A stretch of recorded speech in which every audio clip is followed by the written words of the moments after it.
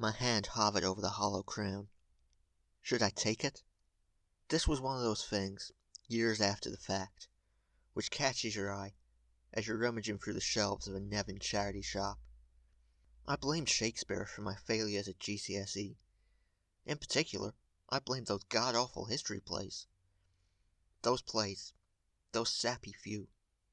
I blamed these plays before me, and I blamed Mrs. Evans.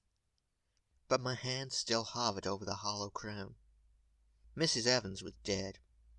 Gran and Miriam had sent me the Bristol Post obituary clipping 2 days ago.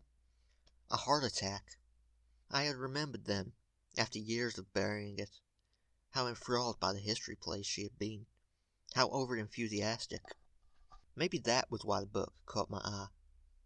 I could hardly recall a thing about those lessons. I had slept through most of them. I remembered only one thing. For God's sake, let us sit upon the ground and tell sad stories of the death of kings. There, in one line, is the history plays. Not just Richard II or III, or Henry V, but all of them. This is what they are, sad stories of the death of kings.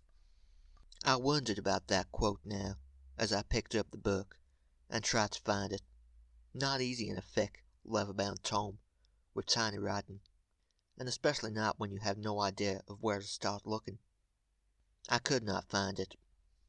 The book was only 50p, so I bought it and took it back to the cottage. Pretty boy, why did you buy that?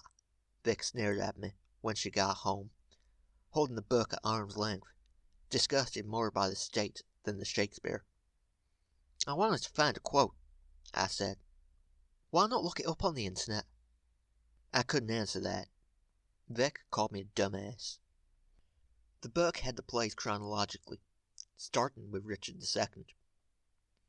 Old John of Gaunt, time-honoured Lancaster, hast thou, according to thy oath and bond, brought hither Henry Hereford, thy bold son?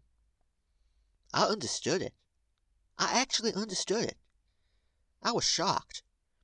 I thought Shakespeare was all oldie-worldy mumbo-jumbo, and wherefore art thou, Romeo? It's in the portrait gallery, Juliet. But I understood it. So I fell in, head first. The jewel, the cancelled jewel, Gaunt's lament. I knew that. This royal throne of kings, this sceptred isle. I thought I knew it. I'd heard it as a praise. But it wasn't a praise? Course not. It was a look, everything is going to shit. Like Brexit Britain, I thought. Shakespeare predicted Brexit. And I found it. The quote. This is what the history plays are about, Mrs. Evans had said. I marked the page. I would read the whole thing, and then come back to it, to see if I could see what Mrs. Evans had been talking about. I knew nothing of medieval history. I knew next to nothing of Shakespeare. But I read, and I read, and each night I carried on, scene by scene, act by act. I was shocked. I was horrified. Henry V, what a cliffhanger. They lost France and made his England bleed. What did that mean? Henry VI and Richard III showed me. Absolute chaos. I loved it. Why had nobody told me about this? This was nothing short of epic. Margaret of Anjou's madness. Her torture of Richard Plantagenet. Wow, that was crazy. You mad psycho bitch. But I had been told. Mrs. Evans had told me. Getting as manic as Margaret. Getting all animated and excited. Look at this. What is she doing? She's taunting the would-be king with a paper crown. I heard her say in my head. York cannot speak unless he wear a crown. A crown for York. And lords, bow low to him. As I finished the book, late one Friday evening, when Vic was out with friends, I cried. I didn't cry because it was a sad ending. I cried because I understood. I cried because I wanted to go back. I wanted to go back to GCSE English literature with Mrs. Evans. I wanted to hear her talk about all these amazing plays. I wanted to share the love.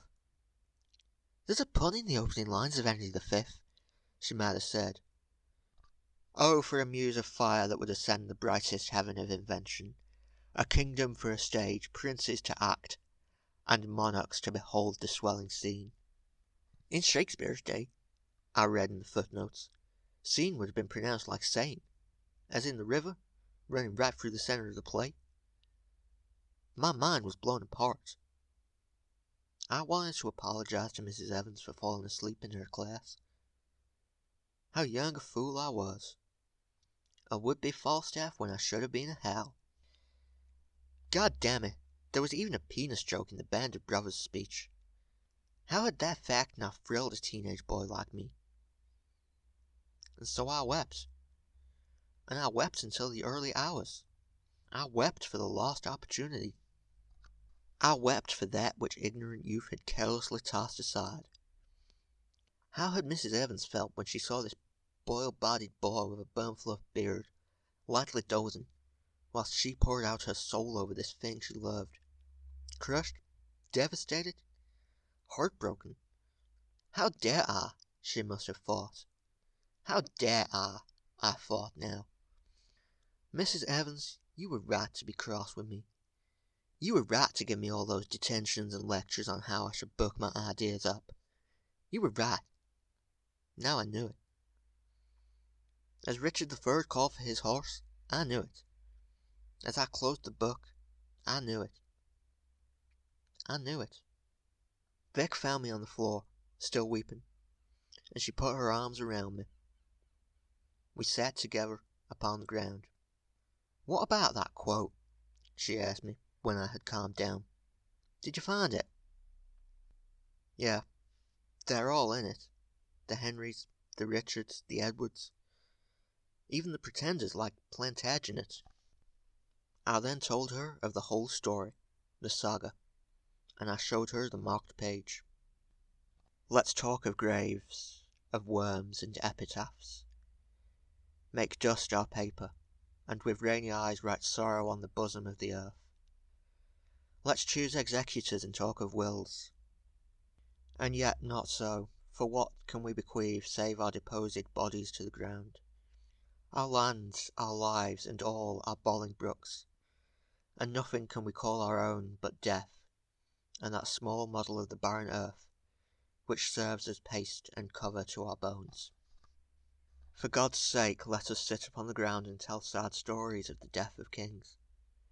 How some have been deposed, some slain in war, some haunted by the ghosts they have deposed, some poisoned by their wives, some sleeping killed.